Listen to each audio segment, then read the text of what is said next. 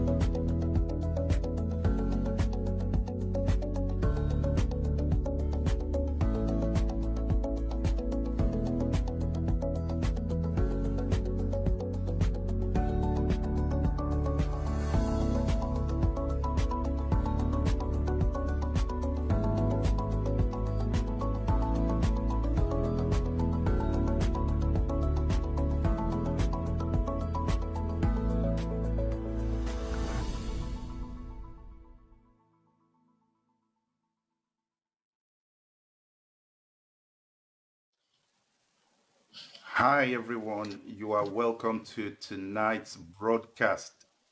It promises to be an exciting time. I'm really excited about these events on Monday nights. Akin, what do you have to say? Yeah, they've been exciting, enlightening, and inspiring. Absolutely. You know, and absolutely. we want to say different topics from different authors, different perspectives. Just been absolutely wonderful. Yeah. I want to thank all our viewers, you know, for being there, for watching. Without you, you know, we're really grateful. You know, really grateful, and keep those comments coming in. Yes, we're listening. Please do keep them coming in. Keep the engagement going. I think we were talking about this a few days ago. Since we started the broadcasts, we've had over 200,000 engagements on the different clips that have been going out. And it's just amazing to see some of the comments coming through as well. And thank you. We want to say thank you for that. Thank you very much. Yes. Author's Corner. Why do we do Author's Corner, Akin? Why do we do it? Well, I think it's three reasons really, mainly. To inspire someone out there. Yeah. You know, to re-inspire the author. To write again. To write again, yeah, you know. Yes. and to encourage ourselves. Absolutely, absolutely. Yeah, But you know, there is also one thing that we've been talking about in the course of all these interviews. Two separate uh, ways of looking at things. The first one is the journey of the author to writing the material itself. And then the second thing is looking at the material and the content of what they've written. And in a lot of cases, the journey itself is an inspiration. Then you yeah, yeah, leave the yeah. journey and you start to look at the content, even more inspiring. And our author tonight, wow, wow, wow, wow. Just the title of the book, Rewrite Your Rewrite Story. your What story. better time to have to rewrite the story of your life than now? Um, we're not going to waste time. We've got Ibiyemi Ifederu with her wonderful book, Rewrite Your Story. Ibiyemi, you're welcome to the set of Author's Corner. Thank you very Hello. much. Hey, thank you for coming. How was the journey? So,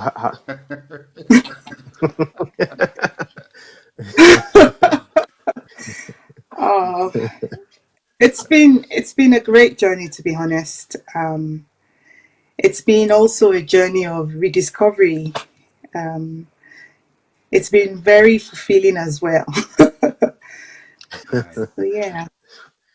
yeah, cool, cool. So how have you been? How's work been? How's family? How are you finding these times that we're in? Oh wow. These are interesting times for certain.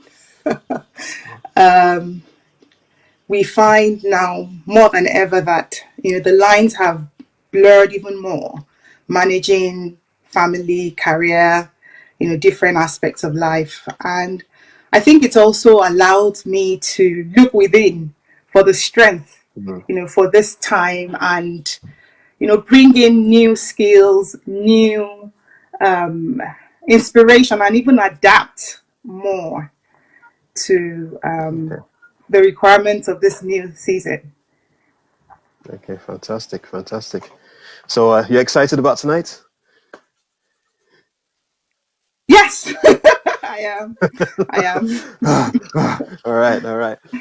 I'm sure our viewers are excited too. And one thing our viewers would like to know is who is Ibiyemi Ifederu?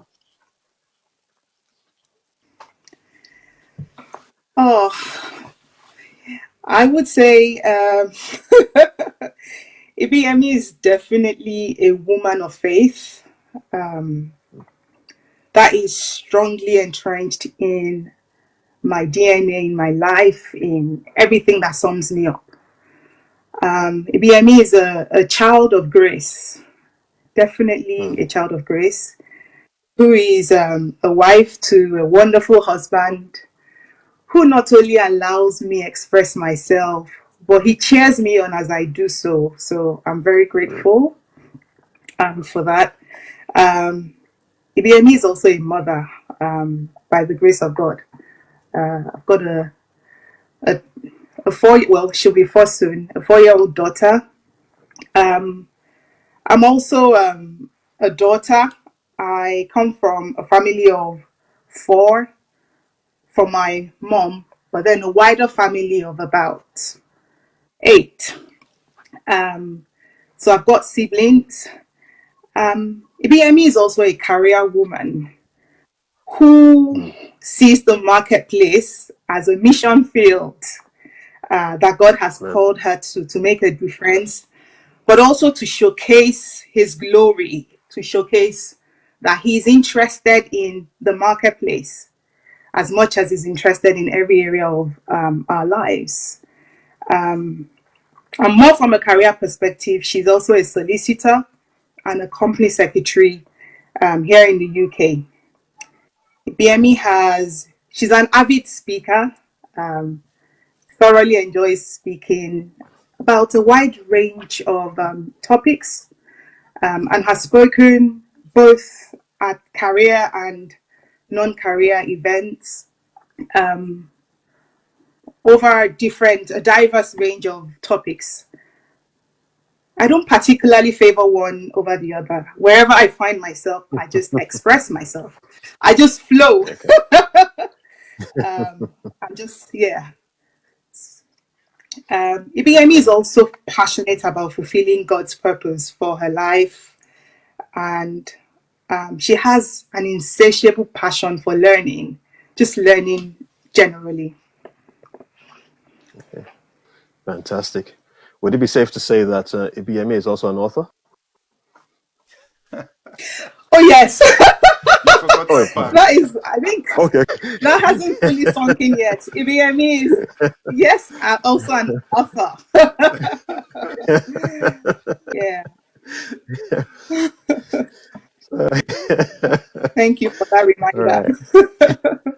Nah, no, don't worry. I seem to remind all of our authors about that. Yeah, for a lot of them, it feels like a dream. And they're still thinking, Yeah. really? Really?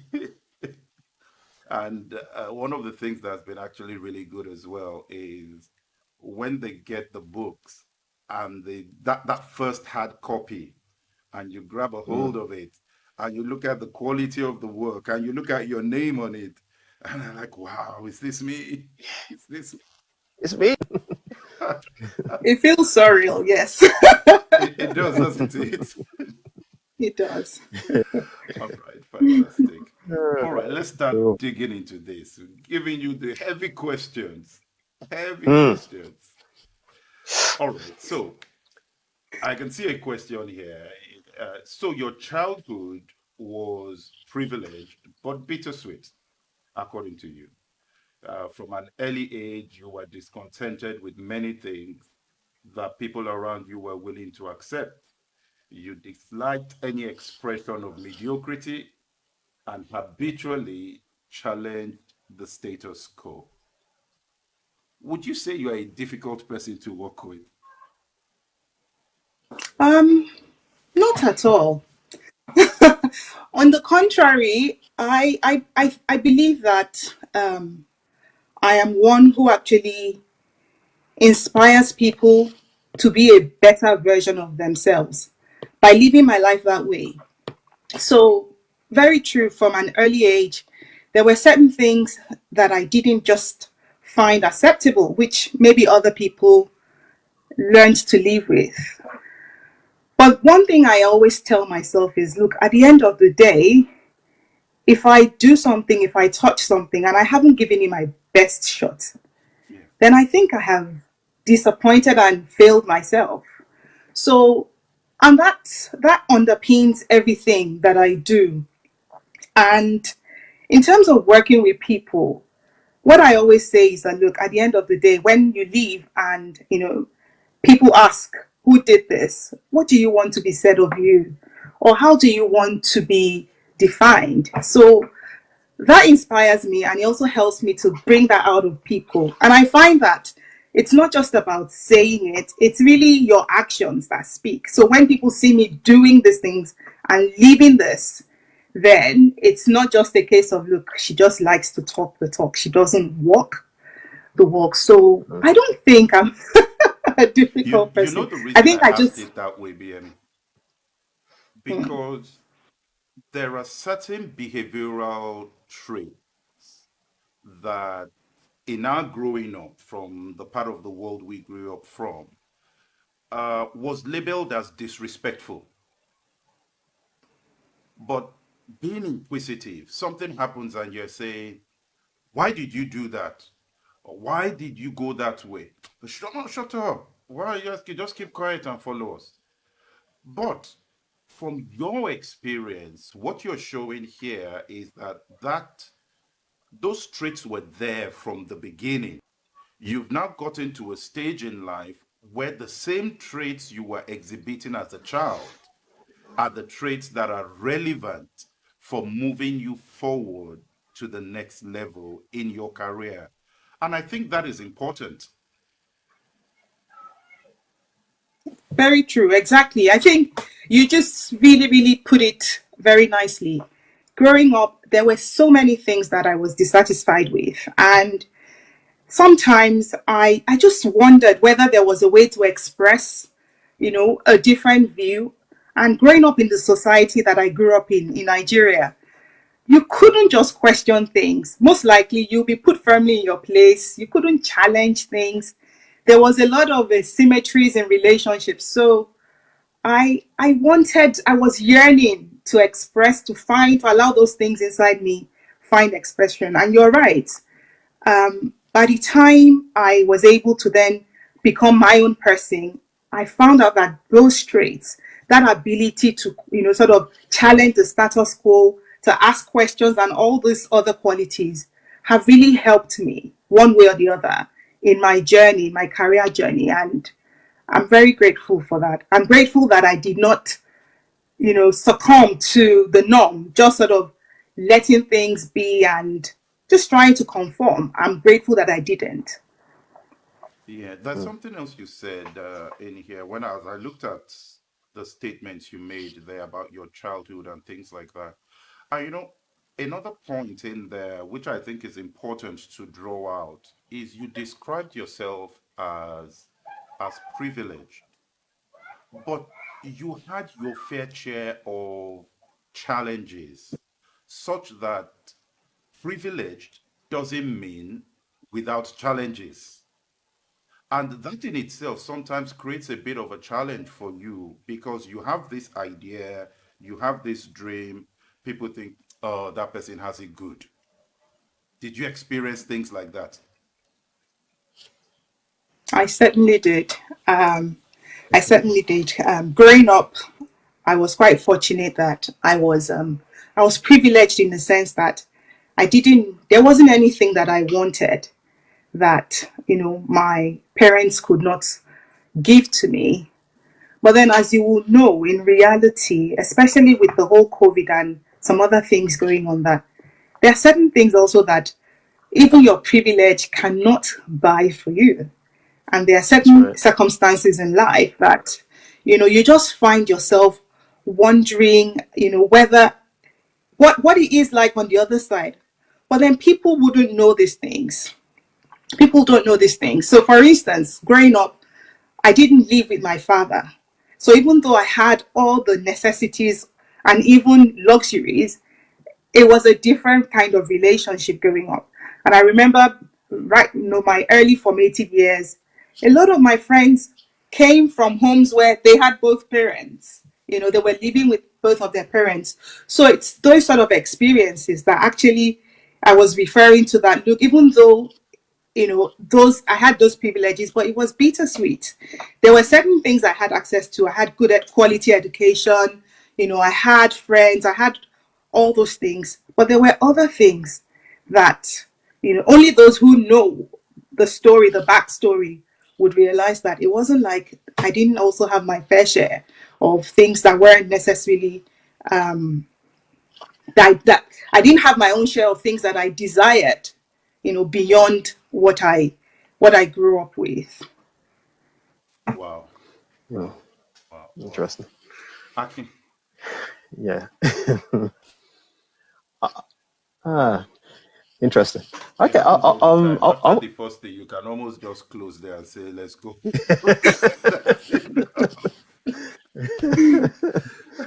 Oh boy, it's an interesting, isn't it? Let's progress a little. I was going through chapter 3, and you talk about using your education as a springboard, and like you said, good university, aspirations of traveling to the UK and all that. But what would you say, to someone who, doesn't have that privilege, or the privilege of that kind of education? Would you say it's a dead end, or would you say there's hope? There is certainly hope. There is absolutely a lot of hope. And the reason why I say that is because, and I think I alluded to this in my book, I also didn't always see all these privileges and advantages, to be honest. I think that it took certain things in life to help me to see it. So even though I went to these good schools, I had good education, I probably didn't really fully appreciate the value. And so in a way, in some sense, I probably took it for granted. It was later that I started to then build on it. So for someone who hasn't necessarily had the same privilege, the truth is we can change our story still. Because even Yeah. though I had access to all those, it wasn't like I came out with a first class. It wasn't like it wasn't like I fully understood and appreciated it at the time I was going through it. So I went to uni. I would just I remember studying for exams, waiting till the last minute to study and being overwhelmed by the volume of what I had to work through. And I was quite fortunate that later, towards the latter part, I decided to buckle up and make the most and get a degree, a good degree. Nevertheless, if I compare that with someone maybe who could have, so the fact that maybe I could have finished the first class or I could have gone further in my academic pursuit, then I could also have said to myself, well, to be honest, you can actually predict what my career trajectory would be like. But I defied even those predictions. So I'll say to someone who doesn't have that, privilege, you can still change your story. You can still do something. I think the key thing is how you see yourself, what you think about yourself, but then also what you do with the things around you. What advantages do you have? Because I don't believe there is anyone who doesn't have at least an advantage that person can leverage. So I think it's really about a combination of where you see yourself, what advantage you think you have. And one of the things that is very tremendous now in our time is technology. Technology has made access to education very, very accessible. So there really isn't much of an excuse. If you desire it, if you really want to change your story, if you want to pursue something, your career or, a goal vigorously, you will find a way. You will just find a way and you focus on it and make it happen. Talking about focus, you say a lot about focus too in that chapter. And I couldn't help but read your 2-day driving crash course.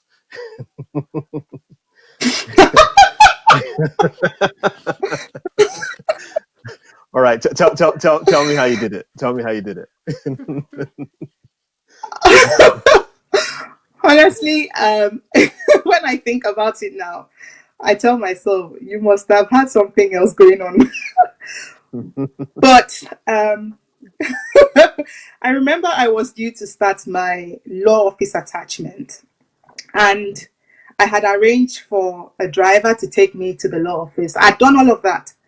There were 3 cars in the house sitting, nothing doing, and I was just waiting. And I thought to myself, is it not funny that you have 3 cars you could drive, but you're waiting for someone to come and take you to your to the office, and also you probably need to inconvenience that person and all of that.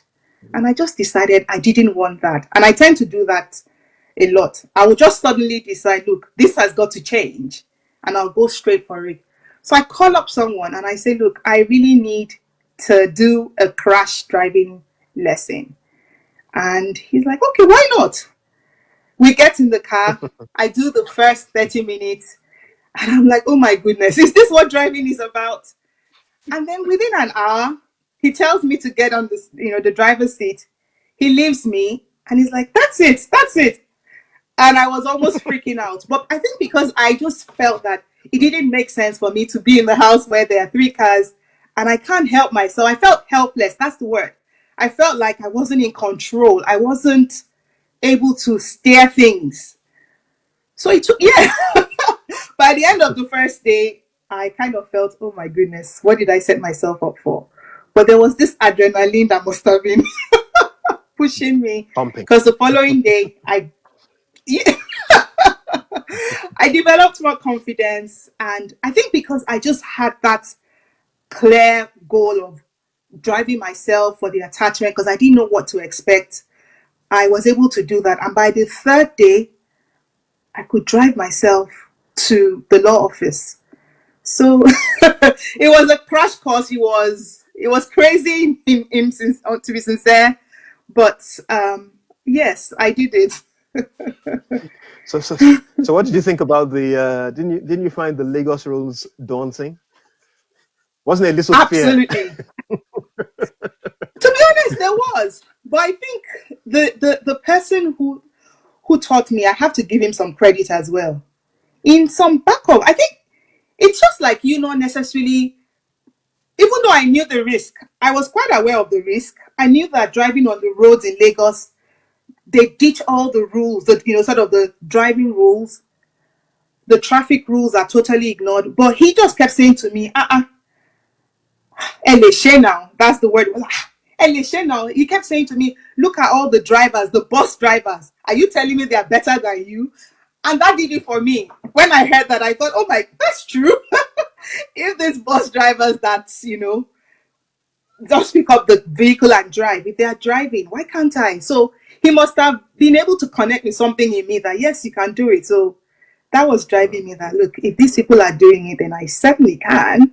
I just need to Isn't it I just need to be amazing confident and that even in that story, you see the role of a mentor pushing you to achieve something that you didn't think you could do? But because somebody was stepping out, watching you, and probably he had seen some of the traits you talked about earlier and felt that this person can do this thing, and then just pushed you onto it.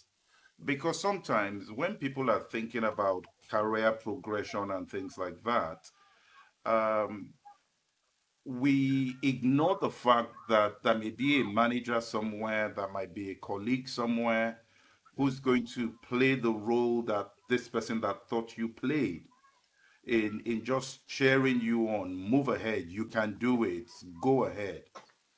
And what do you think about that, Ibiyemi? I'm sure you must have seen that across your career as well. absolutely, you're very right. And I think we're not necessarily fully conscious of the roles that these people play in our lives and how they help us make adjustments that lead to the success. Because in that time, those things that he said really, really resonated and validated that desire in me that, look, yes, you can do it. You've got what it takes. I don't know, maybe he'd seen me do other things. I can't even remember. But when he said that, he also helped me to see that end desire that, okay, actually, if others are driving and they're able to get the things they want to do done, I also want to get this thing done. I want to be able to drive myself. So I need to just, brace up and give it what it takes. So, yes, I think another thing that I found was that now that I'm looking back at my career trajectory, there are a lot of things that we do, there are a lot of traits that we have that come to play in our career lives, and we don't necessarily maybe harness it as much as, for instance, in my case, I don't let the challenge go away, especially if I feel like, look, this is the outcome I desire. I will not stop at anything to give it my best, to just, go at it and not relent. So I think all those traits culminate, into this, my career success. And looking back, yeah, they all play a role. Wow. Okay. Yeah, All right, fantastic. let's now go into the meat of the conversation today, which is really about how you moved from what you described as an immigrant to a business leader.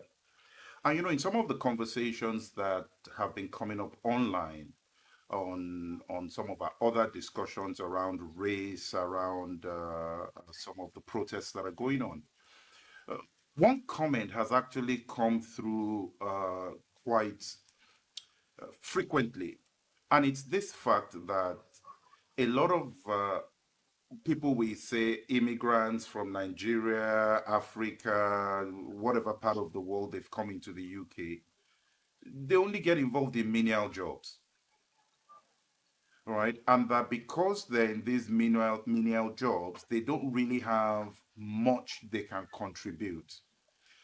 You have demonstrated that you can come into an economy and be a strong contributor to the development of that economy. Talk us through how you did it, how you went from landing here, not having an immediate job to go to the things you did that took you to where you got to. Thanks for that question. I think for me to just sort of give a bit of context to it, I will talk about a friend of mine that I shared that desire to come to the UK with. And this person said to me, look, I really, really, I really, really admire that passion, you know, that you want to go to the UK, you want to make a difference, you want to do this and that. But I have to remind you that statistics show that a significant proportion of people who come here, they underperform, they get disillusioned, and they just relegate themselves to these menial jobs or not fulfilling their desire. And when this person said it to me, I paused and I thought, okay, it's good to hear that. But rather than allow it distract me, or rather than allow it put me in that place of, you know, consciousness of that possibility, if anything, it bolstered my desire to come. Because one thing about me is that I don't like you giving me secondhand information. I like to find things out for myself. So I told myself, okay, fine, I'm going to still come here and try it out. If it doesn't work, then I know at least I tried. And in trying it, I'm going to do my best. So I came with that mindset. People still resonated what this friend of mine said, that look, when you come here, study this. Even if you must study law, even though we don't think that you're going to get what you're thinking you will do, maybe you should focus on these areas of law. And they started to mention areas that were so strange to my hearing. And I was like, no, that's not what I want to do. This isn't, it doesn't even, it's not, it doesn't come close. And so I realized that, I think that was when the realization hit me that it wasn't going to be a walk in the park. But what I did, rather than allow that to dampen my aspirations, was just to tell myself that, look, now I need to go the extra mile. I need to do more. I can't just expect it to fall on my laps. So I got here, and I remember when I was taking the training, when I was taking the courses, and I looked at the profile of the jobs that I was eyeing. And when I saw the remuneration, they were eye-watering. I was like, wow, okay, this is quite interesting. But I kind of had this clear image that this was what I wanted to do. And I was schooling. In fact, initially I did menial jobs, particularly not because I needed to work, but because I wanted to buy certain things. I wanted extra. So that was why I did those things. But I was quite conscious of the fact that I am here to pursue a career. I am here to pursue a career. And when an opportunity, because I registered with recruitment consultants and all that, and nothing was really forthcoming.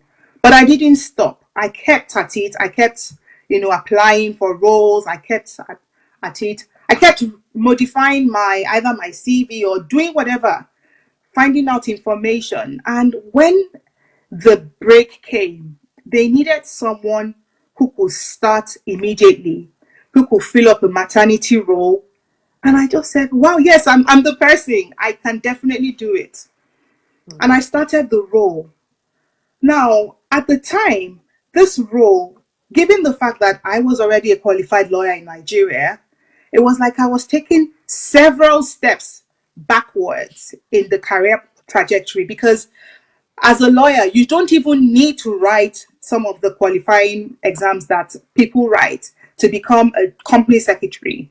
Then to now have a role that is telling you to start as a company secretarial assistant, for those who understand how these things work, it was like taking several steps back. But I didn't despise it. I just thought, yes, this is my big opportunity to just get into that corporate department and, leave my stamp.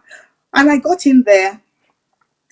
I did not work like I was just there to fill the maternity role. I worked like my life depended on it. I wasn't just learning on the job. I was also learning the non-verbal things. I was learning culture. I was learning nuances and other things, the society and all of those things. I was absorbing it like a sponge. And by the time I finished, I actually even gave myself other things to do there. By the time I finished there, I think that I went away with more than I gave. So, and that just sort of created the opening for the next role. Now, I took the knowledge I got from this role. Sorry to cut you here. You actually did the menial jobs as well? Yes. Okay. I did. So the issue is not really whether people do the menial jobs or not. The issue is having the right focus even while you're doing that. Absolutely. Okay. Absolutely. Because I think sometimes we also get to this position where we kind of settle, we kind of rest, and we think, well, we'll just keep at it. Or we procrastinate as well. When you go into something and you're like, this is what I'm here to do. And I was all over it just to get that experience. But beyond the experience, I was learning things that you wouldn't probably pick up in a book as well. I was learning things like social skills. Yes, that's the word. I was learning those things. And after I left that role, my next stint, I would say it was easy, but it was relatively easy to convince them that I could do the role, talking about the things I'd done in my previous role. So I did that. And it was quite interesting because the two roles were very different. The second role was more administrative, but there was a software. There was something in that role that I felt I needed. And because of that, I stayed there and I did it very, very well as well because I wanted the knowledge of that software. And I took that. And by the time that I would get my next role, it was like, I think that was my first managerial opportunity. So what happened was, even though I went backwards, I was able to compress the time because of all the work I did in my first role and all the learning that I acquired. I was able to now fast track myself back to becoming manager. When I was being, I remember one of the people saying that he thought maybe I might have been a motivational speaker with the way I was speaking and the way I was, in control of the interview. But no, I just wanted the job and I did all the preparation that I needed to get the job. And from there, I think it was at that stage where I also was quite fortunate to come across someone that started acting as a mentor for me. And I started looking at, a more strategic role.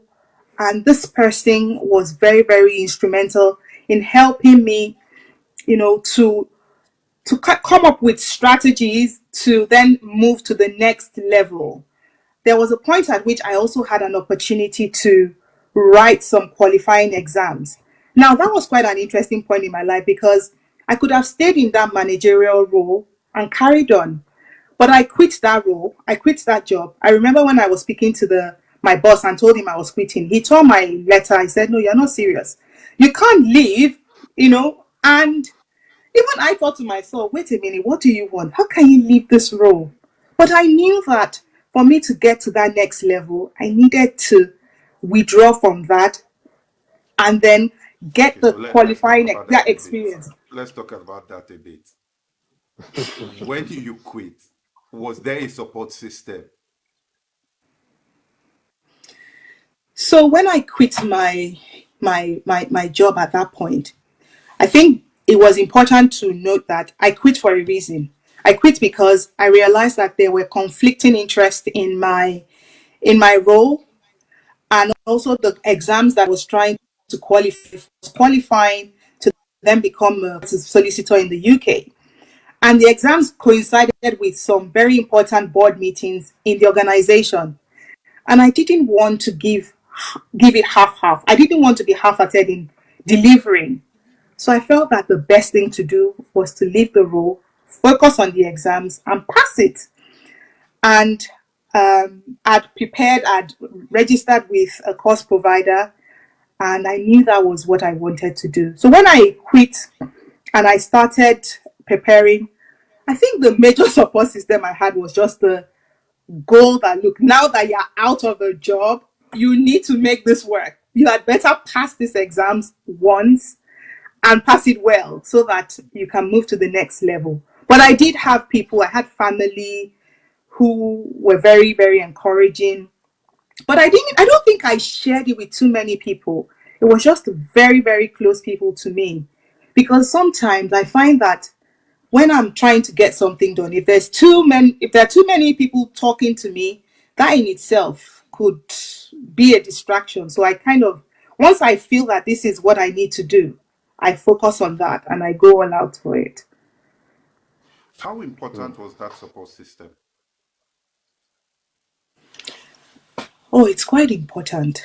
It's quite important because it's not every time that you feel very motivated to want to go out and achieve things and do things. I remember when I started attending the training program, I felt that I even started late. I felt that the volume of work I needed to prepare for was so overwhelming that maybe I should, defer one of the exams.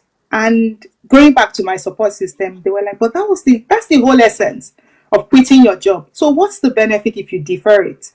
Why don't you just put in a bit more effort? So that is really important.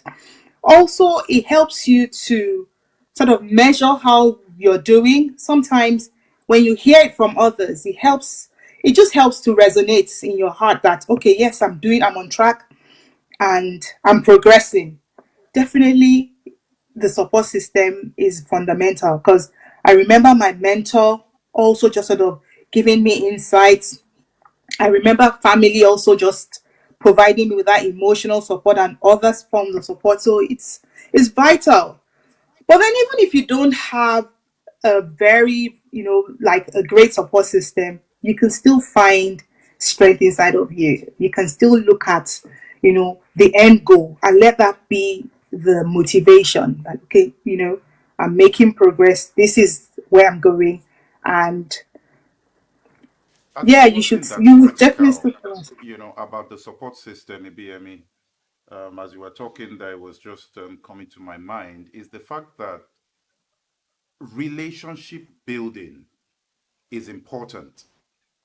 And even having a support system, whether it's family, friends, or whatever it is, to help you when things are tough, when you are going through the kind of process you would have been going through here, is a product of you having built a relationship with these people. And those skills are still relevant skills for building your career and for moving you forward. Absolutely. In fact, I think you just mentioned a vital element of my life. I am an avid relationship builder. I I just build relationships, and it plays a significant role because even when I interact with my colleagues, when I interact with people, it shows that I always want to invest in that relationship. And I think if you're building a career, you have to also intentionally build relationships.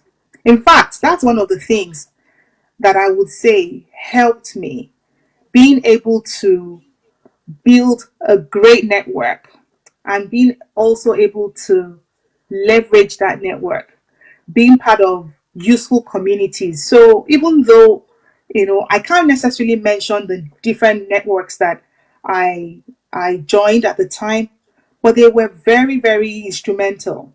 I had friends from college that were also like in that career space that we sort of encouraged one another. I had colleagues, I had different people that I had built relationships with, and it was very useful and instrumental in helping me move to the next level. Wow. Interesting. No, before we move on, I just want to hang on to that a bit and just so what advice would you have for someone who's stuck in that, who thinks they're stuck in that kind of a job? What advice or encouragement would you have for that kind of person? I would encourage the person to maybe sort of go back and start thinking about maybe the the career dreams. They're like sort of going back to take stock. What picture did you have about your career? What were your aspirations?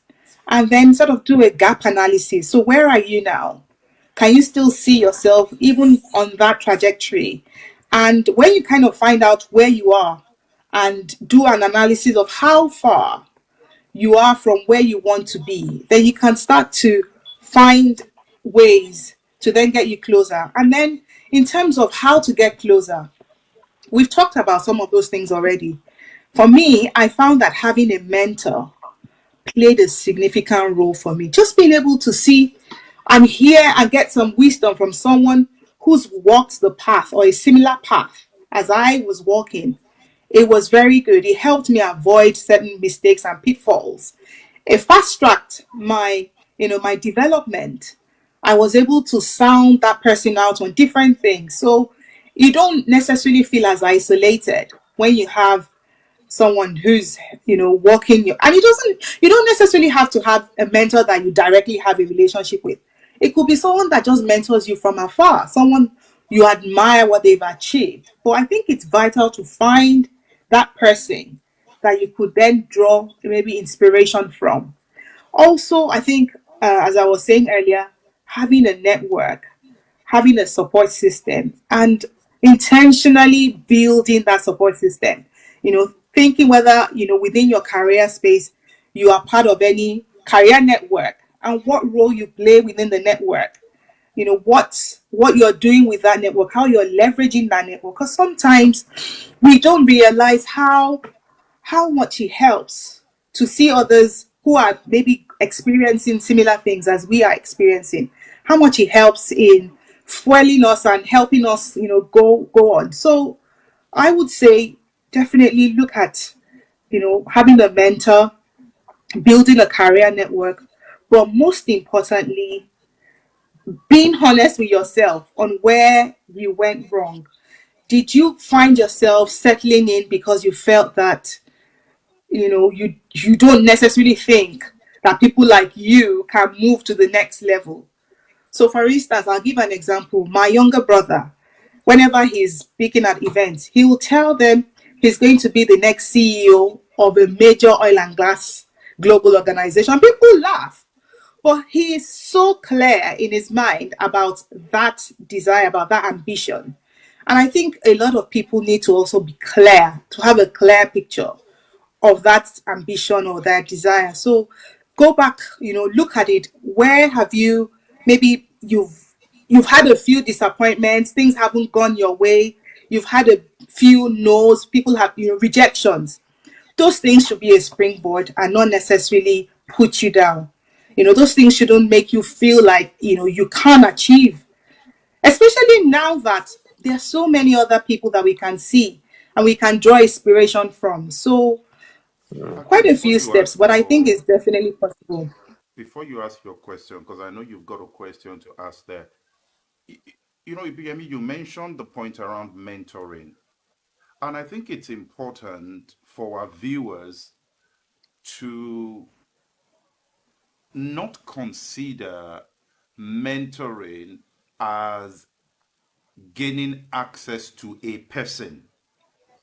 Mentoring is one of the reasons we publish the books the way we do, because interacting with materials is also mentoring.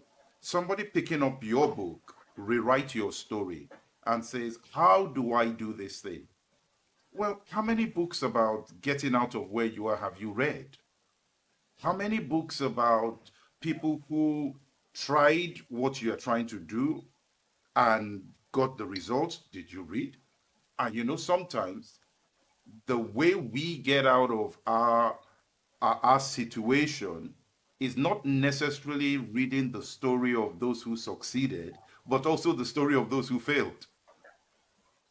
Yeah. Because sometimes we always want to follow the successful people, which is great. But in mentoring, you know, sometimes people write about how it didn't work for them, what they did, how they failed at it. And you now look at that and you at least know how not to do it. Yeah, sorry, Akin, I couldn't let that go. Over to you. Yeah. Before I ask my next question, someone said that Ibiyemi used a phrase "elishe." So I thought I'd interpret what that means. That simply means you can do it. You can Yes. do it, elishe, and it's a Yoruba phrase, right? Hope that answers that question. Thank you. All right. Great.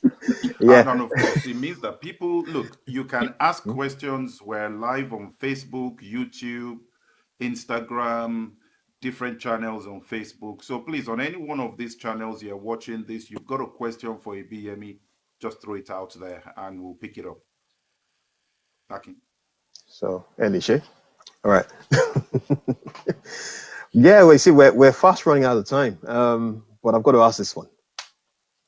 So on page, no, you say within the book, you say after more than 10 years of working in the UK, I have dispelled my friends' projections that I was likely to end up with shattered dreams. To what extent did these words propel you to where you are today? That's a very good question. And I think if I would look back, it's probably one of my whys. I kept telling myself that, look, even if I'm going to go back, or even if I'm going to, if it doesn't work, then it would mean that those statistics and those projections that my friend had made, that it actually rings true. But then I chose to focus on those outliers as well, that it probably worked for. So I think that was probably one of my strong whys, that look, okay, even though the job hasn't come yet, maybe I should try a little bit, harder. Maybe I should do something. So I kept going back to that and telling myself, but that's not where I want to be. That's not what I want. That's not the outcome I want. I don't want to be part of the statistics of this is how they end up. So it was a strong why for me. It was a strong inspiration for me. It propelled me a lot, because I just kept telling myself that, look, there's got to be a way. There's got to be something else.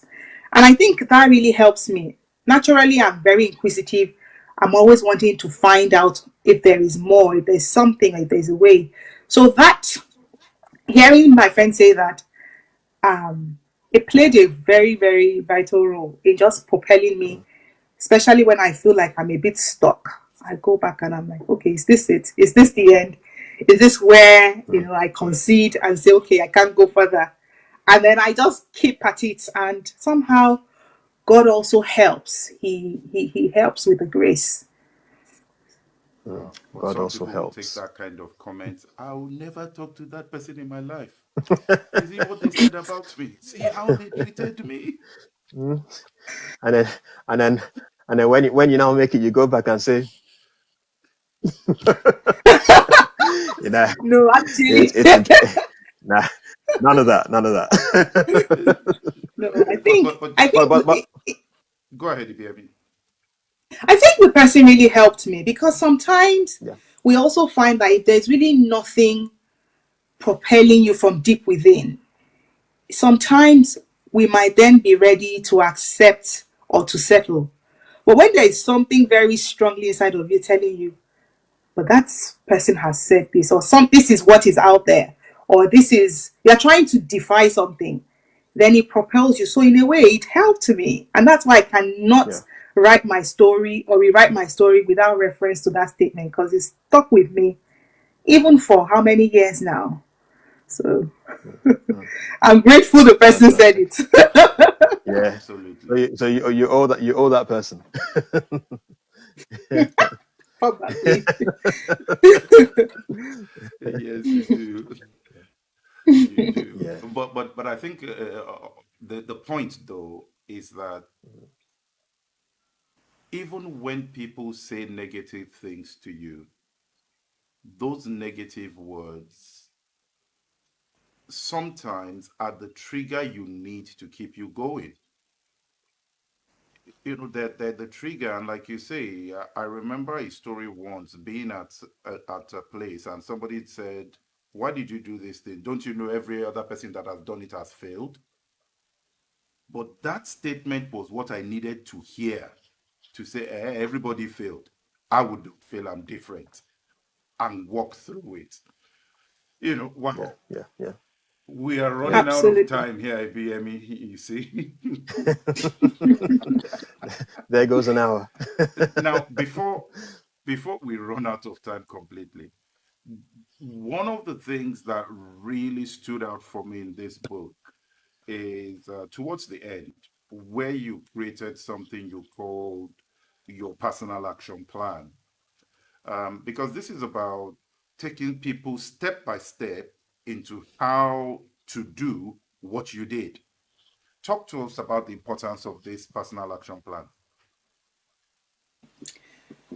Um, I think when I decided to embark on the journey to write the book, I think it was very important for me. I kind of sat back and I thought about what I wanted people to get out of it. And as you rightly talked about earlier, talking about mentoring being beyond just looking to someone, a book is sufficient to change one's life. I mean, I know some books that I've read, and it has just totally shaped my life. So, but I didn't just want to end with I read the book, I'm so inspired.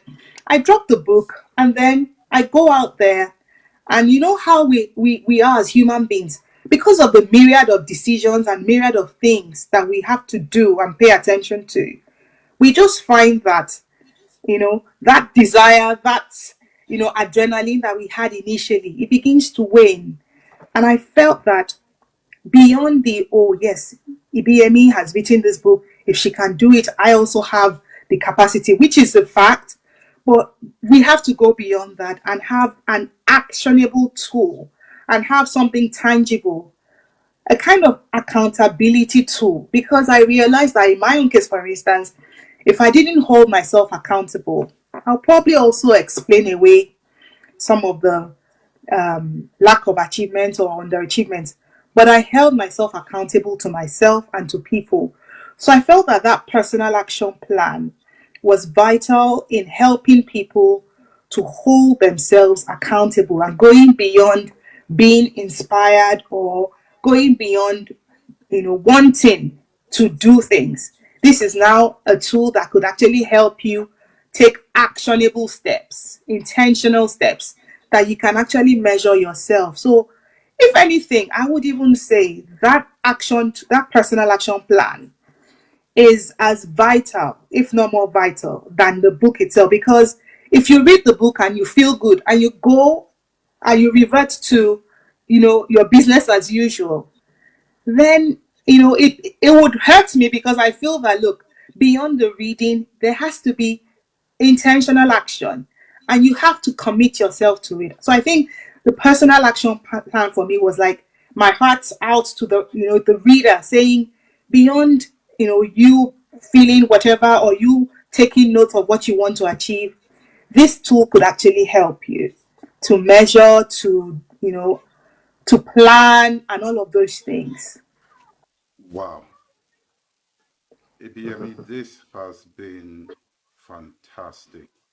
Look, if you're out there watching this, whether now live or post, get a copy of Ibiyemi's book, Rewrite Your Story, and start to rewrite your story. Because wherever you are in your career, there is always room for more. There's always room to move up. Even if you own the business, there's still room to move up. You can still own more businesses. There is no limit to how far you can go. So it's important that you continue to evaluate where you are and look to move forward in your life. Akin, do you have any last words for our viewers before we go tonight? Yeah, just picking up on two things that Ibiyemi said, which I think are pretty important, and that was that, have the right image of yourself and stay focused. Have the right image of yourself and stay focused. Yeah. Wow. That's wow. Wow. Wow. Well. Now we come to the end of speaking with Ibiyemi and understanding another impactful night on rewriting your story. Wow. Yeah. Wow. You see, we always finish these things and we're left thinking. And we're saying, yeah, me, more to do. At least the good thing is that at least it's written in a book. Yes. So, which means that you can. Now. The subtitle says, "Success is repeatable if you follow the right principles." So there are principles here that are important for us to follow, and that will get us to where we need to be in life. Well, thank you to our viewers for tonight. It's been great having you. Thank you for those on Instagram, Facebook, YouTube. We appreciate you. We thank you. And we'll see you again on Thursday. Thank you very much for joining us. Thank you.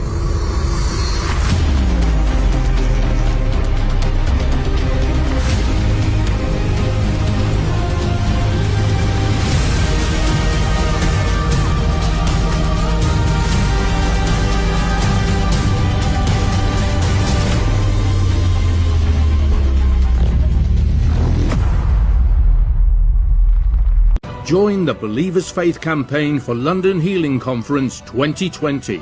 Come and experience the life-transforming power of biblical healing with Jermaine Johnson, Tyron Singh, Uwe Brigway, Chris Maguire and host Akin Akinyemi at our virtual meeting rooms from 10 a.m. on Saturday, July 4th.